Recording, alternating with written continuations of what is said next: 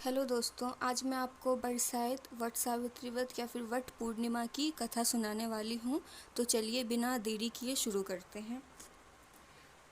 भद्र देश के एक राजा थे जिनका नाम अश्वपति था। भद्र देश के राजा अश्वपति की कोई संतान न थी। उन्होंने संतान की प्राप्ति के लिए मंत्रोच्चारण के साथ प्रतिदिन 1,00,000 आहुतियाँ दी। 18 वर्षों तक यह क्रम जारी रहा। इसके बाद सावित्री देवी ने प्रकट होकर वर दिया कि राजन, तुझे एक तेजस्वी कन्या पैदा होगी। कृपा से जन्म लेने के कारण से कन्या का नाम सावित्री रखा गया।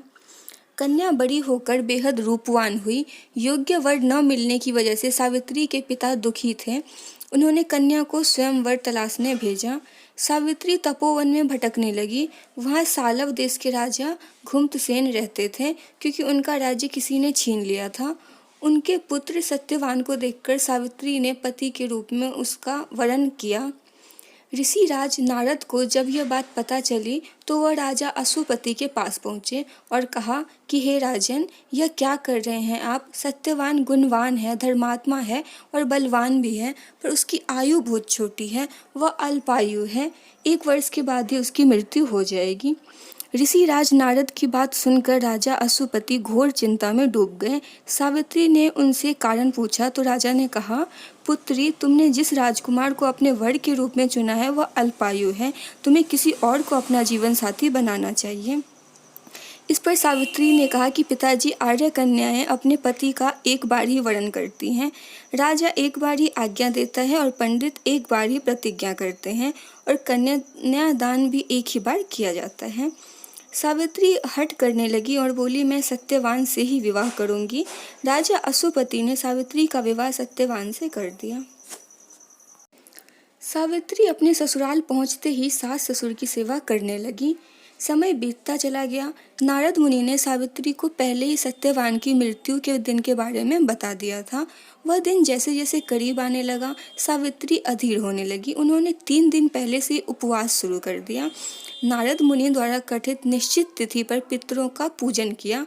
हर दिन की तरह सत्यवान उस दिन भी लकड़ी काटने जंगल चले गए। साथ में सावित्री भी गईं। जंगल में पहुंचकर सत्यवान लकड़ी काटने के लिए एक पेड़ पर चढ़ गए। तभी उसके सिर में तेज दर्द होने लगा। दर्द से व्याकुल सत्यवान पेड़ से नीचे उतर गए।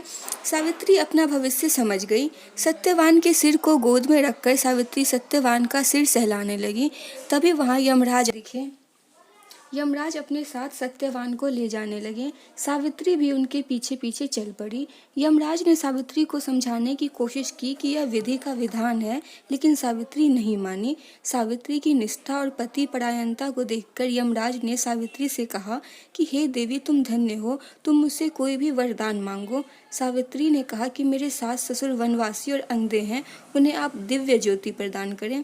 यमराज ने कहा, ऐसा ही होगा, जाओ अब लौट जाओ। लेकिन सावित्री अपने पति सत्यवान के पीछे पीछे चलती रही। यमराज ने कहा, देवी तुम वापस जाओ। सावित्री ने कहा, भगवान, मुझे अपने पति देव के पीछे पीछे चलने में कोई परेशानी नहीं है। पति के पीछे चलना मेरा कर्तव्य है। यह सुनकर उन्होंने फिर से उसे एक और वर मांगने के लिए कहा। सावित्री बोली, हमारे ससुर का राज्य छिन गया है, उन्हें पुनः वापस दिला दें। यमराज ने सावित्री को यह वरदान भी दे दिया और कहा, अब तुम लौट जाओ। लेकिन सावित्री पीछे पीछे चलती रही। यमराज ने सावित्री को तीसरा वरदान मांगने को कहा। इस पर सावित्री और सौभाग्य का वरदान मांगा।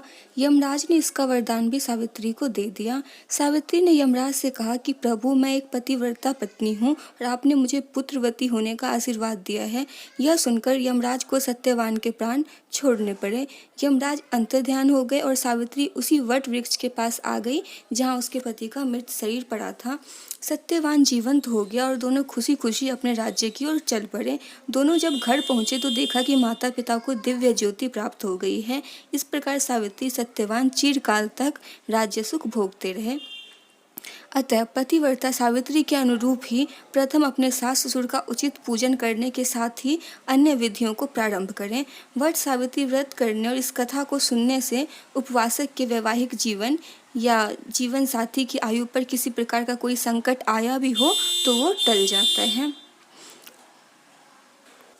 तो ये थी वट सावित्री की कथा। आपको पसंद आई होगी।